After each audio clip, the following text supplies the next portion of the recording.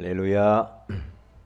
우리 옆에 계신 분들하고 축복의 인사를 나누도록 하겠습니다. 참 잘 오셨습니다. 어쩜 그렇게 잘생겼습니까? 한번. 굉장히 어색하죠. 큰 은혜 받고 돌아갑시다. 인사하십니다. 예. 어떤 목사님이 그런 이화를 쓰더라고요. 자동차에 대한 이화를 쓰는데 자동차 모는 사람들이 120km로 달리면 이런 찬양을 불러라고 그랬다고 그러잖아요. 네 줄을 가까이 하게 하면 십자가 짐 같은 그 찬양을 하라고 그랬다. 130km 달리면은 갈 길을 밝히 보이시니 주 앞에 빨리 나갑시다. 140km로 달린다. 하늘 가는 밝은 길이 내 앞에 있으니, 그런 재미있는 말을 했어요. 150km로 달리면 천부의 의지 없어서 손 들고 옵니다. 그 찬양을 하라고 했다. 이제는 160km 이상을 달렸다. 나 이제 왔으니 내 집을 찾아. 그랬다고 그러잖아요. 참 재미있는 이야기인데 운전 조심하라는 거죠. 이 세상의 모든 사람은 행복하기를 원합니다. 그러나 자신이 행복하다고 고백하는 사람은 그렇게 많지 않은 것 같아요. 그것은 어쩌면 참 행복이 무엇인지 모르고 살기 때문일 수도 있을 것입니다. 창조주 하나님은 우리 인간을 지으실 때에 하나님 안에서 살아야만 행복하도록 우리를 그렇게 만드셨다라고 말씀을 하고 있습니다. 그런데 사람들은 하나님이 아닌 세상의 것으로 행복해 보려고 몸부림을 치니까 우리는 세상이 발전하는 것처럼 보이죠. 그런데 세상이 발전하는 것처럼 보이지만 행복 지수는 날이 갈수록 낮아지는 것을 볼 수가 있고, OECD 국가 중에 우리나라의 국민들의 행복 지수는 턱없이 밑바닥입니다. 행복하지 않다는 거죠. 그러니까 노인 자살률이 1등이고 청소년 자살률이 1등으로 달려가고 있는 겁니다. 왜? 별로 살 마음이 없어요. 그러면 어떻게 하면 하나님 안에서 우리가 행복을 누리며 살 수가 있겠습니까? 그건 다른 게 아니죠. 하나님이 제시하신 방법대로 하면 되는데, 예수 그리스도를 마음의 구주로 영접하여 하나님을 만나버려야 됩니다. 그게 바로 하나님 안으로 들어오게 되어지는 거죠. 그리고 난 이후에 하나님을 만나고 하나님의 자녀가 되었으면은 이제는 이 황량한 이 세상에서 살아가는 여정 가운데 하나님이 주신 소중한 말씀을 마음에 담아두고 그 말씀을 따라가면서 사는 겁니다. 그것이 바로 하나님을 느끼는 것이고, 그것이 바로 임마누엘의 비밀을 누리면서 사는 것이다. 그렇게 생각을 하면 됩니다.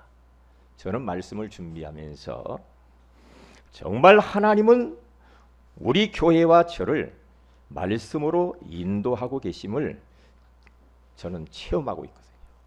어쩌면 그렇게 정확하게 하나님의 말씀으로 우리 교회와 성도들을 이끌어가고 있겠느냐 이 말이에요.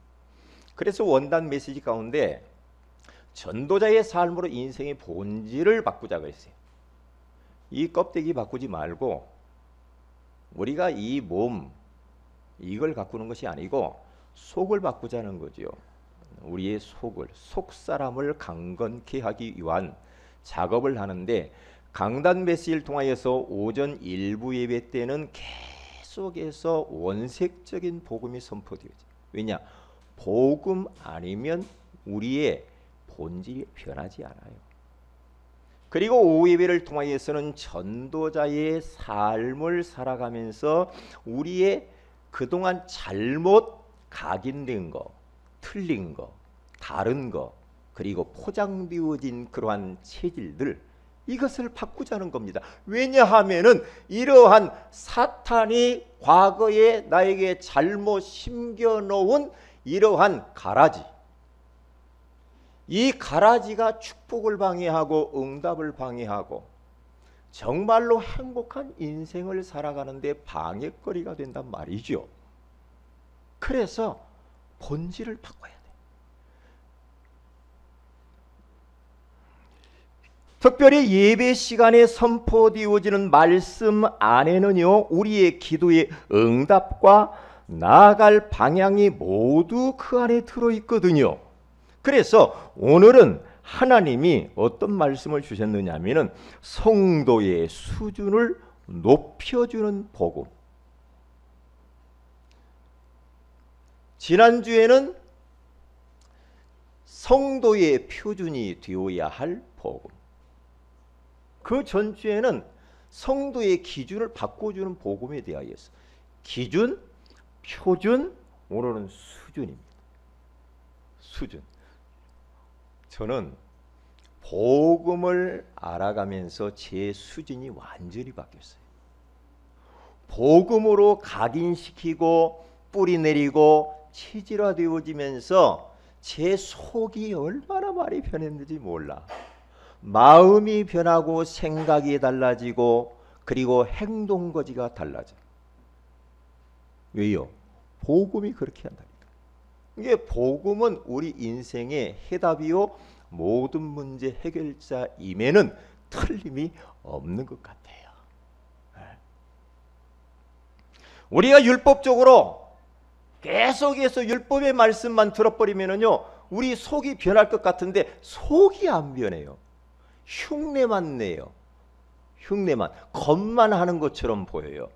그러니까 교회에 오면은 장로님처럼, 왜? 장로라는 옷을 걸치고 왔기 때문에, 목사라고 하는 옷을 걸치고 왔기 때문에, 중직자라는 옷을 걸치고 왔기 때문에 대단하게 보여요. 그런데 삶의 현장에서, 직장에서, 또한 가정에서, 우리가 또한 사회 속에서는 완전히 교회에다가 그 장로 옷을 벗어놓고 가가지고 현장에 가서는 완전히 불신자고 어쩌면 그렇게 똑같이 사는지, 아마 불신자보다도 또 더 나쁘게 사는 것도 있어. 그래서 우리가 지난주에는 소금과 빛이라고 말을 했잖아요. 소금이 맛을 잃어버렸다. 그러면 불신자 노예가 되고 밟혀버린다고 하잖아요. 이게 틀림없는 것 같아. 예수 믿는 사람이 사회생활에서 진짜 하나님의 말씀을 따라서 살아가지 않으면 예수 믿는 거 똑같구만, 이런 소리예요. 그러면 전도 못합니다. 전도할 수가 없어요. 그래, 우리가 어떻게 하면 전도가 되어질 수 있는가? 내 인생의 본질이 변해야 하나님이 영혼을, 진짜 영혼을 붙이죠. 그리고 우리 교회가 본질이 변해되어져야만이 누가 새가족이 와도 새가족을 품을 수 있어요. 받아들일 수 있어요. 그런데 우리가 안 변해 있어. 안 변해 있으면 새가족이 딱 와서 둘러서 봅니다. 그러면은 한 번 교회 와가지고 실망하고 가잖아요. 그러면 교회 오기 힘듭니다. 힘듭니다. 그래서 우리는 정말로 우리의 속사람을 변화시켜야 돼요. 그런 은혜를 오늘 받아야 될 줄로 믿습니다. 자, 그러면 첫째입니다. 복음을 모르고 사는 사람들의 수준은 도대체 어떻게 그들이 살아가고 있는가? 오늘 17절에서 19절에 가서 보면은 잘 나와 있습니다. 그러므로 내가 이것을 말하며 주 안에서 증언하노니 이제부터 너희는 이방인의 그 마음에 허망한 것으로 행함같이 행하지 말라. 보세요. 이방인, 불신자들이 행동하는 그 허망한 마음으로 너희들이 살면 안 돼. 그렇게 말을 하는 겁니다. 그들의 총명이 어두워지고 그들 가운데 있는 무지함과 그들의 마음이 굳어져 버려. 굳어짐으로 말미암아 하나님의 생명에서 떠나 있도다. 그들이 감각 없는 자가 되어 자신을 방탕에 방임하여 모든 더러운 것을 욕심으로 행하되. 그러니까 에베소 교회 성도들에게 지금 바울 사도가 너희들이 하나님의 자녀요 하나님의 백성인데 수준이 이방인들처럼 허망한 곳에 세상 사람들이 좋아하는데 마음을 두고 그 세상의 타락의 길을 계속 걸어가겠냐? 그렇게 살지 마라 이 말이거든요. 그렇게 살지 마라. 자, 그래서 보세요. 불신자들이 어떠한 수준으로 살아가느냐? 자신의 능력과 한계 안에서 살아갑니다. 하나님은 너무나도 우리 인간의 연약한 것을 잘 알고 있습니다. 그래서 스가랴서 4장 6절에 가서 보니까 그가 내게 대답하여 이르되 여호와께서 스룹바벨에게 하신 말씀이 이러하니라.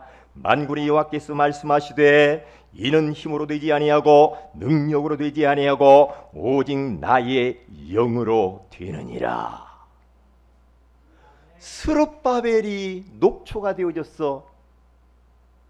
그리고 이스라엘 백성들이 너무너무 좀 힘이 다 없어져 버렸어. 그때 하나님께서 스가랴 선지자를 통하여서 이 말씀을 주시는 겁니다. 얘들아, 사랑하는 아들아 딸아, 너희들의 힘으로 되지 않지, 너희들의 능력으로 되지 않지 않느냐? 안 될 거야. 이 세상에서 너희들의 힘과 능력, 지혜, 경험은 금방 앵꼬납니다.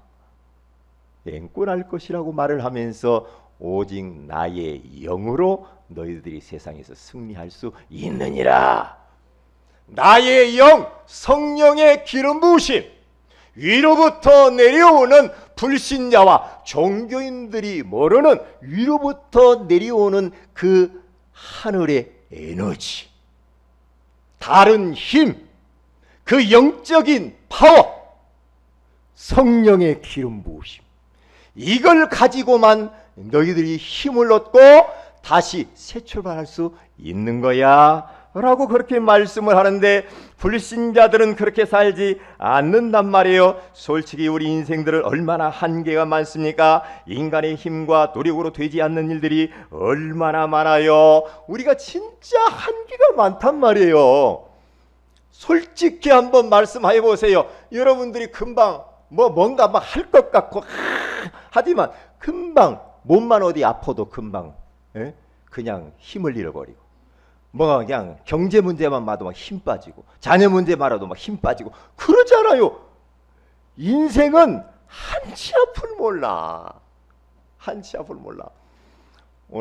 어제 어느 어느 모임에 딱 갔는데 마침 우리 위에 사는 그 어르신하고 같이 그 모임에 같이 참여하게 됐어요. 하는데 이제 오랜만에 같이 옆에 앉아가지고 대화를 하는데 이분이 자기 인생 살아온 스토리를 저한테 쫙 이야기를 하는 거예요. 연세가 좀 있어요. 거의 한 70 정도 되지 않으셨나 그런 생각을 하는데, 라이온스 클럽 강남지구 부총재를 자기 거기까지 했답니다. 라이온스 클럽. 그래서 자기는 봉사단체에서 수많은 나라를 다니면서 봉사를 했다는 거예요. 봉사를 하면서 자기는 큰 웨딩홀 200억짜리 건물도 가지고 있었다 이렇게 말을 했어요. 그런데 자기하고 가장 가까운 오른팔이라고 했던 그 사람에게 그걸 맡기면서 관리를 하라고 그랬대요. 그 웨딩홀을. 그런데 이 사람이요, 모든 걸 맡겼는데 완전히 사기쳐가지고 하루아침에 날거지가 돼버려. 그런데 이놈을 잡으려고 했는데 그놈이 죽었대요. 이야, 그 이야기를 들으면서 참 인생이 참 이게 그러면서 너무너무 이 사람들이 싫고 살기 싫어가지고 미국으로 가버렸답니다. 가족끼리 미국 가서 한국 싫어. 한국 미국에도 사다는 역사거든. 예? 그래서 막 이제 나이언스 클럽에 있는 이제 이제 막 이제 뭐 아는 사람들이 막 빨리 들어와라 가지고 얼마나 그 클럽 그 멤버들이 이게 그 뭔가 끈끈한 뭔가 있나 봐요. 그러니까 그 한 170여 명인가 그 아주 그 사람들이요, 유지급들이요, 모아가지고 아파트한테 사줘가지고 한국에 들어왔다고 하더라고요. 이야, 참 대단하네. 그러면서 인생 이야기를 쭉 하면서 자기는 이 봉사하며 쓰레기 줍고 저 등산 가가지고 종이 주워오고 이런 거, 이게 이제 자기의 최고의 수준의 삶이야. 이렇게 산다고 이야기하더라고요. 오늘 밤에 만나기로 있는데 복음 줘야 되겠다 그런 생각이. 근데 저는 안 가고 저희 집사람 보내야 되겠다 그런 생각이 들어요. 전도하라고. 왜냐하면은 인생들이 보세요, 자신의 이 능력과 한계 안에서 살아가면서 어떤 일이 벌어지니까 자신의 능력으로만 사니까 염려가 많고 근심이 많고, 어떻게 합니까? 뭔가 하다가 좀 잘 되면 교만하고 안 되면 낙심하고 이렇게 살아간단 말이죠. 왜 그렇게 삽니까? 영적 세계를 모르니까 눈에 보이는 물질에만 매여서 살아가요. 오직 물질이요, 오직 돈이야. 돈이야, 세상 사람들. 그래서 누가복음 12장 13절에서 21절에 가서 보니까 거기 예수님께서 이 완전히 돈에 눈독 들은 그 청년이 와가지고 탐심에 꽉 잡혀있는 그 사람 와가지고, 선생님 우리 형하고 뭐 재산 뭐 나눠 먹고 어떻게 좀 해주세요. 그때 예수님께서 비유를 들어서 한 부자 이야기를 그 사람이 합니다. 어떤 이야기냐? 한 부자가 있는데 막 농사를 지어가지고 너무너무 소출이 많고 풍작을 이루어서 자기 창고에 이걸 다 저장하기가 너무 좁아. 있는 창고를 다 헐어버리고 크게 지어요. 크게 지어놓고 거기다가 고깔에다 가득히 먹고 뭐 다 넣어놓고, 그리고 나면서 그 부자가 뭐라고 합니까? 내 영혼아, 이제 여러 해 동안 먹을 것이 창고에 가득하니까 먹고 쉬고 마시고 즐거워하자. 그랬다는 거예요. 여러분들도 막 몇몇 걸 먹을 거 있으면 일 안 갈 거예요. 직장생활 안 할 거예요. 때려쳐버리지 뭐. 그렇죠. 뜨거운데 뭘 일하러 가? 돈 많으면 좋을 것 같잖아요. 그런데 그때 하나님께서 뭐라고 해요? 어리석은 부자야, 오늘 밤에 네 영혼을 도로 찾으면 네게 있는 모든 것들이 네 것이 되겠느냐? 너 자신을 위하여서만 네가 이제까지 돈을 쌓아놓고 물질을 쌓아놓고 하나님께 대하여는 부유하지 못한 너야. 하나님의 영광과 소원을 위하여서는 부유하지 않아. 자기만을 위하여서 부유한 인생을 살았던 사람이 그렇게 말을 합니다. 우리 교회의 성도들은 하나님께 대하여 부유하게 하셔야 됩니다. 아멘. 그렇게 사셔야 돼요. 그래야 후회 없는 인생을 살게 된다니까요. 대부분의 사람들의 관심이 의식주 문제입니다. 미래가 어떻게 될까? 노년을 어떻게 보낼까? 이렇게 삽니다. 영원한 것, 영적인 것에는 관심이 없고 오직 육신과 물질에만 관심이 오직 거기에 있는 겁니다. 아무리 많이 가져도 만족이 없는 재물을 모으는데 온갖 힘을 다 쓰고 인생을 다 허비해버립니다. 여러분, 그러니까 사람이 뭔가 좀 지금 준 것에 대해서 만족하고 감사할지 몰라. 뭔가 어느 목표를 세워. 그래서 내가 전세금 조금 모아서 조금 더 넓은 걸로. 그래서 좀 이제 집을 사야 돼. 집 15평짜리 사가지고, 이야, 15평 가지고 살다 보니까 짐을 많이 막 사다 보니까 집이 좁아. 25평. 또 살다 보니까 짐이 많아져. 왜? 여러 가지 사야 되잖아. 또 거기에 규격이 막 30평, 45평 살다가 나이가 70이야. 끊임없이 계속해서 그러나 이 세상은 문명은 발전되어져 가요. 그런데 행복 지수는 떨어져. 우리가 막 발전하면 막 행복할 것도 같잖아요. 아니야. 그런데 대부분의 불신자들이 이렇게 살아가니까 많은 크리스찬들도 그게 인생의 최고의 수준의 삶을 사는 걸로 알고 있다니까요. 우리는 걸려들지 말아야 됩니다. 지금 감사하시기 바랍니다. 여러분, 아파트 3억 4억짜리 한번 살려면 여러분 몇 년 벌면 될 것 같아요? 응? 요즘 아파트 뭐 서울에서 살려면 3억 넘어야 돼요. 몇 년 모으면 될 것 같아요? 응? 여러분들이 연봉이 3천만 원이라고 해봐. 몇 년 모아야 돼? 하나도 안 써. 응? 물도 안 마시고 아무것도 안 쓰고. 그래가지고 여러분들이 그 아파트 3억짜리 살려면 연봉 3천만 원 해야 돼. 몇 년 살아야 돼? 10년 그것까지. 근데 먹고 써야 되잖아. 그러면 먹고 쓰고 언제 모아? 반절을 쓴다고 해봐. 반절 모아. 에? 그럼 몇 년 걸려? 그래가지고 또 20년 살다가 막 여러 가지로 몸 아파가지고 병원에 입원했다 나왔다. 돈, 뭔 일 터져가지고 돈 들어가고. 그럼 언제 아파트 사?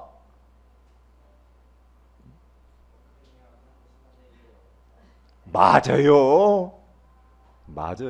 월급쟁이 가지고 힘들다는 거예요. 그래서 사업을 하라는 거죠. 참. 매이지 말라는 거예요. 매이지 말. 지금 감사해야 돼. 그러니까 바울은 나는 풍부에 처할 줄도 알고 비천에 처할 줄도 알고 일체의 비결을 배웠노라. 나는 가난해도 낙심하지 않고 부유해도 교만하지 않아. 하나님의 은혜로 사는 거야. 그렇게 말을 하는 겁니다. 이 말을 지금 알아들으시기를 바랍니다. 지금 감사하세요. 목사님 나 너무 힘들어요. 막 집이 막 냄새라고요. 여름철에 막 그래가지고 막 어디로 떠나야지. 막 내가 진짜. 아니요. 감사해요. 감사하게 사세요. 저는 어떤 집사님이 그러더라고요. 우리 교회 집사님 아니요? 뭐 상상하지 마세요. 어느 집사님이 다 왔는데 제가 볼 때는 좋은 집에서 살아요. 그런데 직장이 없고 이게 힘들어. 혼자 사는데. 근데 막 나를 만나가지고 너무 힘들다는 거예요. 근데 아파트는 하나 있어. 너무 힘들어. 그러니까 막 일자리도 없고 막 어디 말. 제가 속으로 아파트 팔지. 간다는 거예요. 뭘 죽는 소리. 아파트 팔지 뭐. 몇 억 가겠더만. 팔면 되잖아요. 팔아가지고 쓰고 저기 전세 하나 얻어서 살면 되지. 그냥 직장 구할 때까지. 그건 엄살 떠는 거예요. 사치스러운 거지. 그렇잖아요. 없으면 여러분 진짜 없다. 전세금 빼요. 뭘 그렇게 복잡하게 살아요. 저는 예전에 본 거야. 뭐 대학 보낼 때 없어 돈이. 없어가지고 교회 보증금 뺐어요. 보증금. 왜? 있으니까 빼주지 주인이. 그렇잖아요. 너무 인생 골치 아프게 살지 말고 편안하게 사시란 말이에요. 영원한 하나님의 나라를 모르니까 이 세상에 성공에 목숨을 걸고 삽니다. 그래서 창세기 11장 1절에서 9절에 가서 보니까 인생들이 정말로 이제는 모든 이러한 홍수를 면해보고 그리고 자기들이 뭔가 인생을 대책을 세우면서 멋지게 안전하게 살아보기 위하여서 그들은 바벨탑을 막 쌓기 시작하는데 우리 하나님께서 그 모습을 보시고 4절에 거기 가서 보면은 하나님이 너무나 가슴 아프겠지만 그들이 뭐라고 말합니까? 또 말하되 자 성읍과 탑을 건설하여 그 탑 꼭대기를 하늘에 닿게 하여 우리 이름을 내고 온 지민의 흩어짐을 면하자 하였더니 그래요. 거기 가서 보니까 요 사람들이 홍수가 끝나고 난 이후에 이제부터는 그 다시 이런 문제가 오면 우리 어떻게 하면은 이 문제와 위기를 극복할까? 그러면서 건설을 합니다. 문명을 발전을 시켜봅니다. 그리고 꼭대기, 높은 꼭대기가 하늘에 닿게 만듭니다. 그러면서 우리의 이름을 내고 이름을 막 내. 명예, 성공 이것을 위해서 막 달려갑니다. 그러니까 사람들 하는 말이 사람들 인생에 목적이 없어. 겨우 사는 것이 뭡니까? 자기 이름을 좀 내려고 하는 거 아니에요. 이름. 호랑이는 죽어서 가죽을 남긴다. 우리는 이름을 남기자. 그러면서 뭐 마지막에 조금 고상한 사람은 자서전을 해가지고 남겨놓고 다 그건요. 영원한 하나님의 나라를 우러니까 그러는 거예요. 어렸을 때는 남보다 공부 잘하여서 점수를 많이 받자. 조금이라도 더 받자. 98점 맞아와가지고 엄마한테 애가 너무나 혼나가지고 100점 99점이었는데 1점 떨어졌다고 그렇게 닥달을 하는 엄마. 못됐죠. 자기는 그렇게 공부하지도 못했으면서 막 그런단 말이에요. 왜냐? 성공을 향하여서 그렇게 하면 성공할 것 같아. 응? 젊었을 때에는 좋은 직장을 다니며 승진하고 연봉 많이 주는 곳을 이제 들어가기 위하여서 경쟁을 막 치열하게 합니다. 늙었을 때에는 더 높은 자리에 올라가 사람들로부터 인정받고 무엇인가 막 자랑하려고 합니다. 막 나이 들면 이제 막 자랑하고 싶은 거야. 막 얼마나 자랑하는지. 특히 전라도 사시는 분 어른들 만나보면은요, 아이고 얼마나 자랑을 그렇게 잘하시는지. 뭐 자식이 뭐 이거 사줬어, 뭐 어디 여행 보내줬어, 막 하면서 저는 왜 그런 소리 들으면 참 안타깝다 이런 생각이 자꾸 드는지 모르겠어요. 왜 그럴까? 큰 두 번째입니다. 복음의 비밀을 알고 사는 성도들의 수준을 한번 보세요. 어떻게 살아야 됩니까? 다른 게 아닙니다. 자신의 힘과 능력이 아닌 하나님의 능력을 믿고 살아갑니다. 그래요. 하나님을 믿는 것이 아니고 하나님 안에 있는 내용, 하나님의 능력을 믿는 거예요. 하나님의 속성을 믿는 거예요. 하나님의 성품을 믿는 거예요. 우리는 믿음으로 살아야 돼. 다시 말하면 하나님 수준으로 살아야 돼요. 복음 수준으로 살아야 됩니다.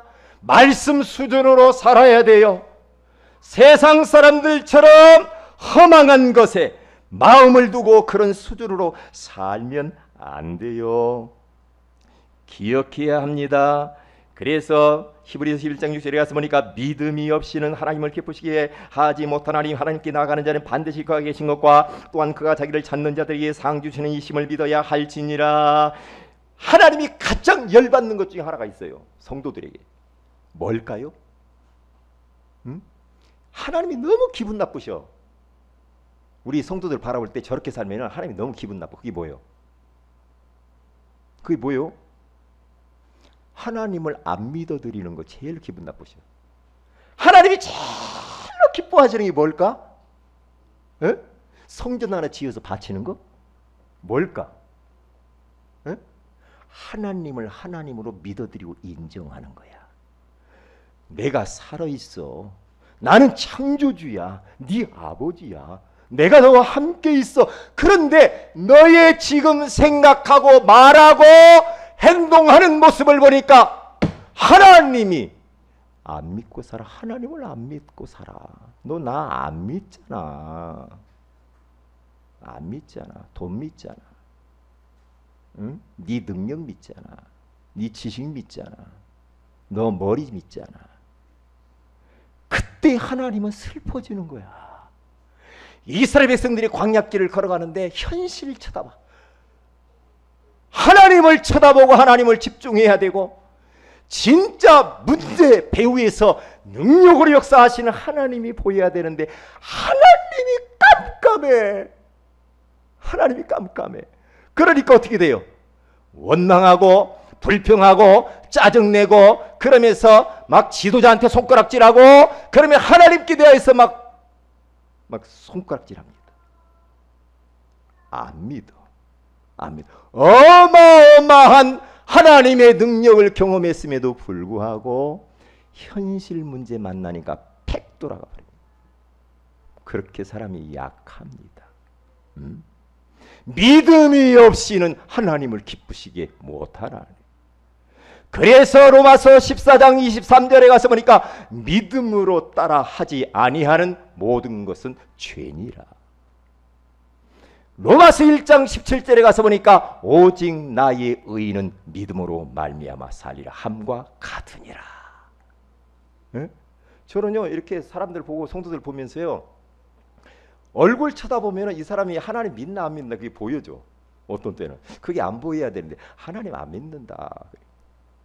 저는 밖에 전도하면서 교회 다니다 그만둔 사람들이 많이 만나요. 그럼 제가 우리 교회의 성도들, 우리 교회 안에 발을 디뎠던 성도가 교회를 안 다니게 내가 만든다고 한다면, 그러면 똑같은 사람이 세상 똑같이 이제 그렇게 돌아다닌단 말이에요. 저는 그게 가장 가슴 아프거든요. 하나님이 너에게 영혼을 맡겼는데 그 영혼을 품고 얼마나 눈물로 기도했어요. 나 이제 교회 끊었어. 그런 말 합니다. 저는요, 진짜 그럴 때마다요, 진짜 가슴 아픈 일. 학원 다닌 겁니까? 우리가 클럽 활동한 겁니까? 교회 다니는 게? 취미생활하고 동아리 하려고 왔습니까? 우리가 뭐 배드민턴 치러 왔습니까? 아니잖아요. 우리 교회 안에 있는 성도들만큼은 기억해야 합니다. 하나님이 여러분의 인생의 주인이 되어야 됩니다. 하나님이 여러분의 인생에 있어서 최고의 가치가 되고 왕이 되어야 됩니다. 하나님 종으로 부리면 안 됩니다. 내가 하나님의 통치 속에 들어가서 그분의 말씀을 따라 순종하며 사는 것이지 하나님을 내 마음대로 부리는 것이 아니에요. 우리 교회 성도들은 그런 분 없겠죠. 예? 그런 분 없어야 됩니다. 그래가지고 나중에 또 교회 안 나와가지고 막 돌아다니면서 내가 과거에 세월의 교회 다녔는데 그 담임 목사가 한병철 목사였어. 그런 소리 하면은 진짜 큰일 나는 거예요. 진짜요. 예?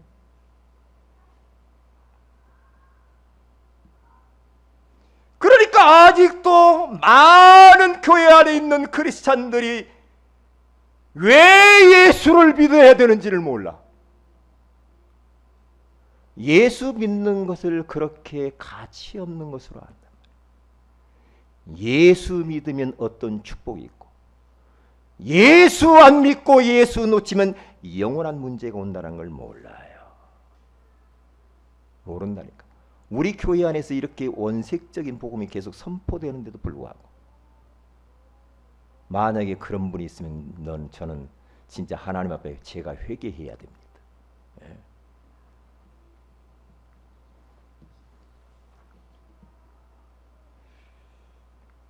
주변 사람들을 시기하거나 경쟁하지 않고 칭찬해 주면서 양보하며 살아가게 되어집니다. 그래서 보세요. 마태복음 5장 39절에서 41절에 가서 보니까 나는 너희에게 이르노니 악한 자를 대적하지 말라. 누구든지 내 오른편 뺨을 치거든 왼편도 돌려내며 또 너를 고발하여 속옷을 가지고자 하는 자에게는 겉옷까지 가지게 하며 또 누구든지 너로 억지로 오리를 가게 하거든 그 사람과 심리를 동행하고. 이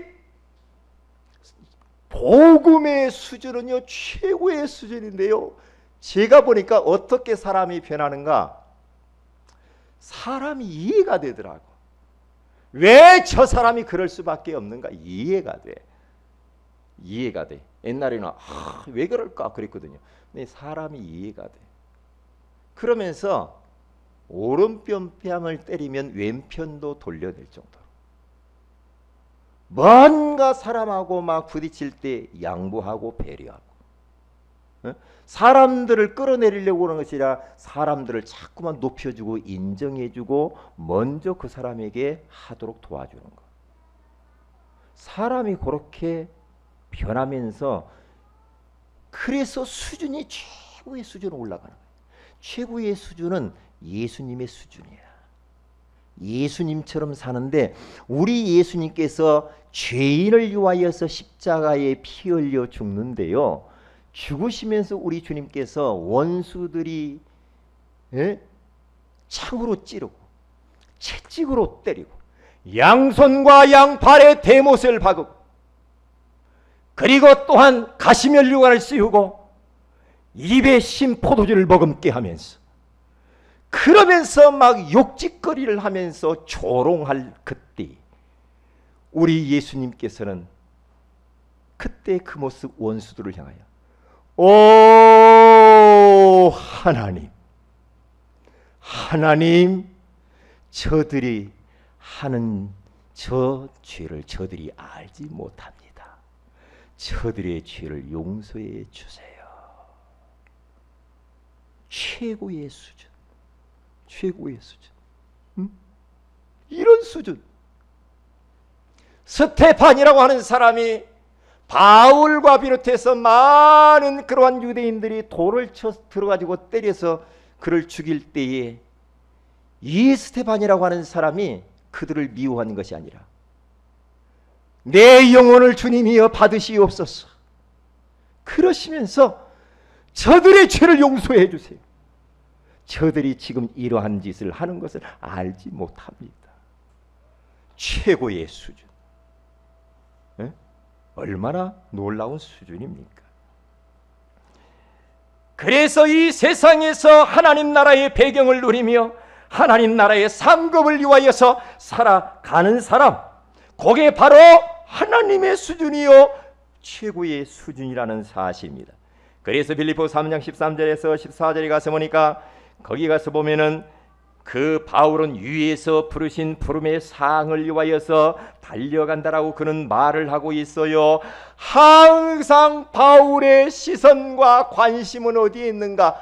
하늘나라, 하나님의 나라. 오예배 때 하나님의 나라에 대해서 자세히 이야기하겠습니다. 하나님의 나라의 시선을 고정하면서 내가 이 땅 위에서 사람들에게 칭찬받고 박수받고 사람들에게 뭔가 상급받는 것은 나는 별로 좋지 않아. 하나님 앞에 섰을 때 내가 하나님이 주신 상급을 나는 받기를 원해. 그러니까 이 땅 위에 살지만 이 땅 위에서 떠 있는 사람, 이게 묶이지 않아. 이 땅 위에서 사람이 자유한 인생, 하늘나라의 배경을 가지고 사는 사람은 자유해요. 사람에게, 물질에, 건강에, 여러 가지 환경에 자유한 사람, 구름 위에 걷는 것처럼 자유한 인생. 그래서 바울은 감옥 안에 있음에도 불구하고 그는 감옥이 나를 가둔 것처럼 보이지만은 내가 감옥을 완전히 가둔 거예요. 여기가 세계복음화의 센터다. 내게 능력 주시는 자 안에서 내가 모든 것을 할 수 있느니라. 그렇게 고백했습니다. 최고의 멋진 수준이에요. 마지막 세 번째는 성도들의 수준을 높여주는 복음이란 뭡니까? 모든 믿는 자들이 구원을 주시는 하나님의 능력입니다. 집이 고아를 막론하고 복음은 모든 사람에게 구원을 주시는 하나님의 능력인데, 그래서 우리가 믿는 이 예수 그리스도의 복음은 공평한 복음입니다. 공평한 복음. 그리고 하나님이 구원하시기로 작정된 자만 알 수 있는 비밀입니다. 그리고 오늘 성경 본문의 22절에서 24절에 가서 보니까 이 성도의 수준을 끌어올려 높여주는 이 복음은 썩어져가는 구습에서 벗어나 새로운 삶으로 변화시키는 그 엄청난 에너지 힘입니다.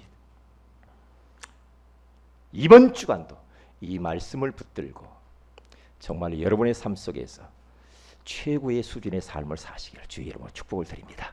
다 같이 말씀 붙들고 기도하십시다. 하나님, 성도의 수준을 높여주는 복음이라고 하는 귀한 말씀을 주신 것 감사합니다. 지금 복음 모르고 사는 사람들의 수준을 보니까 자신의 능력과 한계 안에서 살아가고 영적 세계를 모르니까 눈에 보이는 물질에만 매여 삽니다. 영원한 하나님의 나를 모르니까 이 세상의 성공에 목숨 걸고 삽니다. 그러나 우리는 이렇게 살면 안 됩니다. 복음의 비밀을 알고 사는 성도들의 수준은 자신의 힘과 능력이 아닌 하나님의 능력을 믿고 살아가는 것이요, 주변 사람들을 시기하거나 경쟁하거나 경쟁하지 않고 칭찬해주고 양보하며 삽니다. 하늘나라의 배경을 누리고 그 하늘나라의 상급을 위해서 살게 하여 주옵소서. 우리 다 같이 한번 합심해서 기도하겠습니다.